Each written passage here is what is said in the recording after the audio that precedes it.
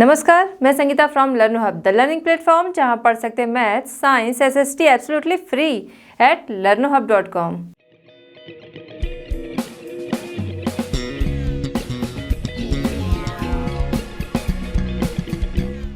बच्चों, आज हम आपके लिए लाए हैं NCERT solutions for class 6। Topic हमारा है what books and burials tell us and question number 1 to 5।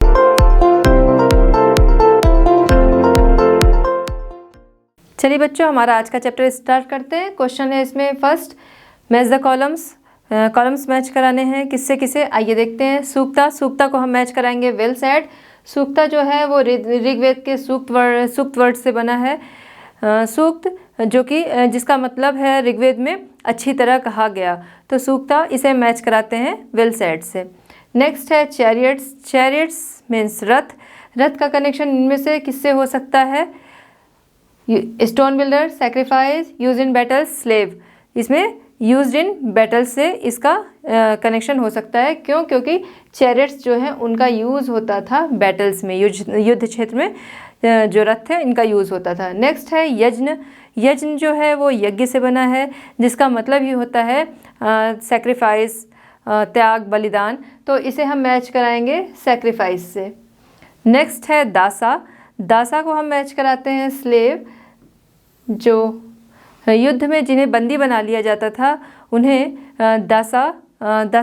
उन्हें दासा कहा जाता था। और ये जो इनके ओनर होते थे उन्हें दासा को अपने ओनर की सारी बातें माननी पड़ती थी। ये उनके लिए काम करते थे, उनकी सारी बातें इन्हें माननी पड़ती थी। तो दासा को हम मैच कराते हैं स्लेव से। नेक्स्ट है मेगालिथ। मेगालिथ मीन्स होता है स्टोन, तो इसे हम मैच कराते हैं मेगालिथ को स्टोन बिल्डर। लास्ट ऑप्शन हमारे पास यही बच भी रहा था, लेकिन मेगा मीन्स होता है बिग एंड लिथ का मतलब होता है स्टोन, तो मेगालिथ को हम मैच कराते हैं स्टोन बिल्डर से। चलिए बच्चों, अब हम देखते हैं क्वेश्चन नंबर 2। क्वेश्चन नंबर 2 हमारा कंप्लीट द सेंटेंसेस। सेंटेंसेस हैं जिन्हें कंप्लीट करना है, इनकम्प्लीट है, आपको इसे कंप्लीट करना है। इसमें ए हमारा है slaves were used for. Slaves का यूज़ किस लिए होता था? स्लेव्स का यूज़ होता था अपने ओनर की सर्विस करना, अपने ओनर की बात मानना। ये स्लेव्स होते कौन थे, अब ये जान लेते हैं।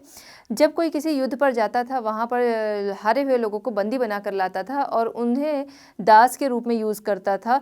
मीन्स दास जो होता था वो जो उसे बंदी बना कर लाया है, जो उसका ओनर होता था, उसकी सर्विस करनी होती थी, उसकी सेवा करनी होती थी। तो slaves were used for service of their owners. Slaves जो थे वो अपने ओनर्स की सेवा किया करते थे। नेक्स्ट हम आते हैं बी। बी है megaliths are found in. Megaliths means बड़े जो पत्थर पाए गए हैं, महापाषाण, वो किस एरिया में पाए गए हैं? वो पाए गए हैं Kashmir, Deccan areas, south India, north east India. इन ये जो एरियाज़ हैं यहाँ पर पाए गए हैं मेगालिथ्स। तो Deccan area, south India, Kashmir, north east India, इन जगहों पे मेगालिथ्स जो हैं वो पाए गए हैं। नेक्स्ट हम देखते हैं सी। सी हमारा है स्टोन सर्कल्स और boulders on the surface were use to. Surface पर किसी सरफेस पर स्टोन बोल्डर्स जो हैं उनका या फिर स्टोन सर्कल्स जो हैं उनका यूज़ क्यों होता था? उनका यूज़ होता था for a sign.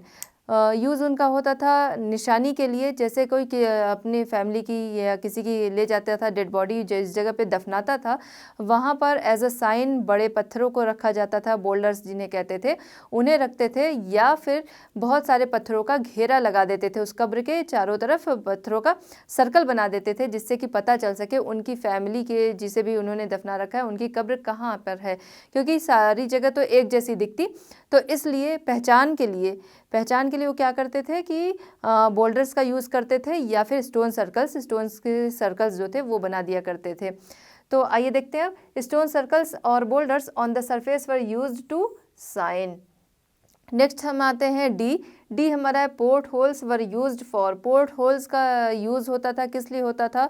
Port hole पहले हम जानते हैं कि पोर्ट होल कहते किसे थे। पोर्ट होल बना होता था, स्टोन से बना हुआ रूम होता था जिसमें कि डेड बॉडीज़ को कैरी किया जाता था। किसी भी जैसे किसी भी फैमिली के किसी की डेथ होती थी तो उसे ले जाकर जब वो दफनाते थे तो वहाँ पर पोर्ट होल बना होता था, जिसके ज़रिए नेक्स्ट टाइम जब किसी की भी डेथ होती थी तो उसी पोर्ट होल के ज़रिए उसी कब्र में ले जाकर उस डेड बॉडी को दफनाया जाता था। इसका पता कैसे चला? इसका पता ऐसे चला, एक ही कब्र में एक से ज़्यादा बॉडीज़ के स्केलेटन मिलने की वजह से पता चला कि हो सकता है कि एक ही फैमिली के लोगों को एक साथ दफनाया जाता रहा होगा। तो जैसे किसी की डेथ हो गई, अब ये एक साथ किसी की डेथ हुई तो उन्हें दफनाया गया, या फिर बारी बारी से मतलब बाद में भी किसी की डेथ हुई तो ले आके दफनाया गया। इसका पता कैसे चलता है? इसका पता चलता है आर्कियोलॉजिस्ट जो हैं उन्होंने अपने रिसर्च में पाया कि जो डेड बॉडीज़ हैं वो अलग अलग टाइम की हैं, जो स्केलेटन्स मिले वो हैं वो अलग अलग टाइम की डेड बॉडीज़ के हैं, जिससे कि पता चलता है कि ये पोर्ट होल का यूज़ होता था डेड बॉडीज़ को ट्रांसफ़र करने के लिए। किसी की डेड बॉडी, फैमिली के किसी की डेथ हुई जिसकी की डेड बॉडी ले जाकर उस जगह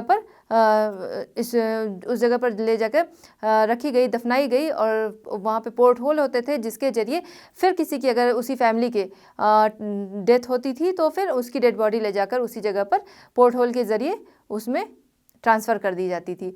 तो पोर्ट होल का यूज़ क्या होता था? पोर्ट होल का यूज़ ये था कि एक ही फैमिली के लोगों को एक साथ दफनाने के लिए इसका यूज़ होता था। चलिए ये देखते हैं।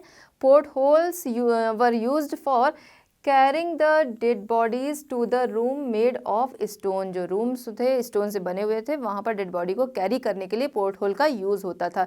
एक ही फैमिली के लोगों को एक साथ वहाँ पर, एक ही फैमिली के लोगों की डेड बॉडीज़ जो थी वो एक साथ वहाँ पर रखी जाती थी।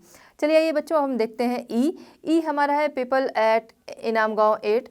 इनाम गाँव के जो लोग थे वो क्या खाते थे? वो खाते थे व्हीट, पल्सेस, पीज़, मिलेट, ये सारी चीज़ें जो थी वो अनाज के रूप में यूज़ किया करते थे। उसके अलावा वो वहाँ पर बहुत सारे एनिमल्स हैं जिनकी की बोन्स पाई गई है, जिनमें दांतों के निशान हैं, जिससे पता चलता है कि वो एनिमल्स का भी अपने फूड के रूप में यूज़ किया करते थे।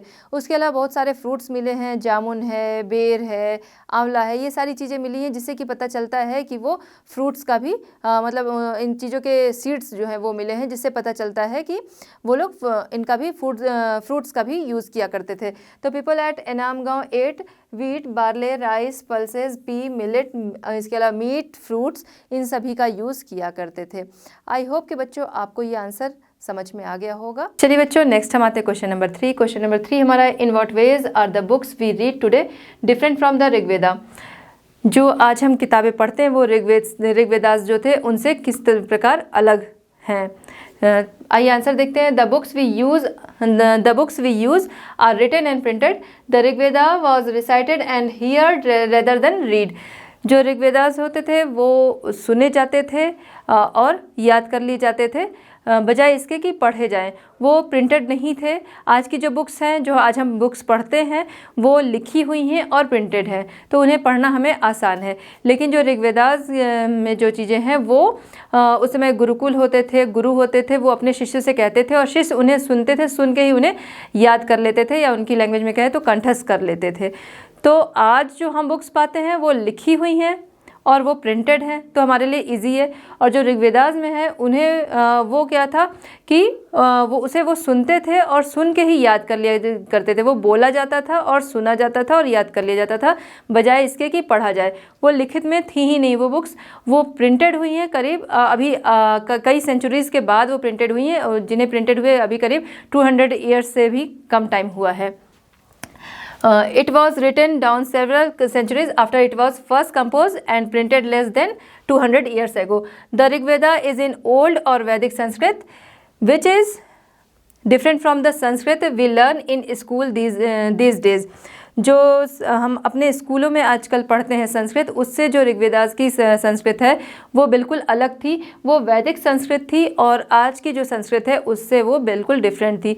तो ये डिफरेंट है जो ऋग्वेदास और आज की बुक्स जो हम पढ़ते हैं उनमें है अंतर। चलिए बच्चों अब हम आते हैं क्वेश्चन नंबर 4 पे। क्वेश्चन नंबर 4 हमारा, what kind of evidence from burials do archaeologist use to find out whether there were social differences amongst those who were buried. Archaeologist कैसे पता लगाते हैं कि जो कब्रों में जो स्केलेटन वगैरह पाए गए हैं उनके आधार पर सामाजिक भिन्नता का कैसे पता लगाते हैं, लोगों के बीच में सोशल डिफरेंसेस रहे होंगे उसका कैसे पता लगाते हैं। आइए आंसर देखते हैं। That objects found with a skeleton probably belong to the dead person. Sometimes more objects are found in one grave than in another. जो इसके डेड बॉडीज़ के जो स्केलेटन पाए जाते हैं, जो उन्हें आर्कियोलॉजिस्ट को मिले हैं, उनमें से कुछ डेड बॉडी हैं जिनके साथ कुछ ऑब्जेक्ट्स रखे हैं, और वहीं दूसरी तरफ कुछ के साथ बहुत कम ही ऑब्जेक्ट्स रखे गए हैं। जिनमें से उन्हें कोई डेड बॉडी जैसे मिली, उन डेड बॉडी स्केलेटन मिला जिसमें करीब 33 gold beads, 2 stone beads, 4 copper bangles and 1 couch shells मिले। और वहीं दूसरी तरफ दूसरे और अदर जो डेड बॉडीज़ थी उनके साथ उन्हें कुछ पॉट्स ही मिले, मिट्टी के कुछ बर्तन वगैरह ही मिले, जिसके आधार पर उन्होंने ये अनुमान लगाया कि जिसके साथ ज़्यादा सामान मिले हैं वो रिच रहा होगा और जिसके साथ कम मिले हैं वो पुअर रहा होगा। तो इससे पता चलता है कि उस टाइम में भी लोगों के बीच जो कब्रों में सामान मिले उससे आर्कियोलॉजिस्ट को पता लगता है कि लोगों के बीच में सोशल डिफरेंसेस रहे होंगे। कोई रिच रहा होगा, कोई पुअर रहा होगा। जो रिच रहा होगा वो चीफ रहा होगा और जो पुअर रहा होगा वो उनके फॉलोअर्स रहे होंगे। तो इस तरीके से जो आर्कियोलॉजिस्ट हैं उन्हें पता लगता है कि जो कब्र हैं उसके अंदर जो डेड पर्सन के स्केलेटन्स हैं और उनके साथ रखे हुए जो ऑब्जेक्ट्स हैं उसके आधार पर सोशल डिफरेंसेस का पता लगता है। चलिए बच्चों, अब हम चलते हैं हमारे next question, question number 5। Question number 5 हमारा, in what ways do you think that the life of a raja was different from that of dasa और दासी। जो राजा की लाइफ थी वो दासा और दासी से किस प्रकार अलग थी। बच्चों, हमने देखा है, हर पीरियड में देखा है हमने कि जो राजा हुआ करता था वो उसकी रैंक सबसे ऊपर होती थी। लोग उसके आदेशों का पालन किया करते थे। उसके पास बहुत सारी फैसिलिटीज़ होती थी। तो यहाँ भी राजा जो है उसके पास बहुत सारी फैसिलिटीज़ होती थी और लोग उसके आदेशों का पालन किया करते थे। वहीं दूसरी तरफ हम देखते हैं दासा या दासी को देखते हैं तो उनके पास कोई फैसिलिटीज़ नहीं थी और वो लोग राजा के आदेशों का पालन किया करते थे। जो राजा उन्हें करने को कहता था वो उन्हें करना होता था। और ये जो दासा दासी थे, इन्हें राजा जब कहीं युद्ध पे जाता था तो उन्हें हराकर और वहाँ के लोगों को बंदी बनाकर ले आता था और उनसे अपने काम करवाया किया करता था और इन्हें राजा के आदेशों का पालन करना होता था। तो बच्चों, ये डिफरेंस है जो राजा और दासा दासी के बीच के डिफरेंस है कि उनकी लाइफ स्टाइल में कि राजा के पास बहुत सारी फैसिलिटीज़ होती थी, उनके जो काम होते थे उन्हें नहीं करने पड़ते थे, उनके आदेश के अनुसार बाकी लोग किया करते थे। दासा दासी जो थे ये बंदी बना के लाए गए हुए थे और ये राजा के कहे अनुसार काम किया करते थे। तो आई होप कि ये आंसर आपको समझ में आ गया होगा। बच्चों, आज का चैप्टर होता है कंप्लीट। आई होप कि आज का चैप्टर जो है वो आपको समझ में आया होगा। मिलते हैं next chapter and next solutions के साथ at Learno Hub. Learno Hub free है पर बेस्ट है।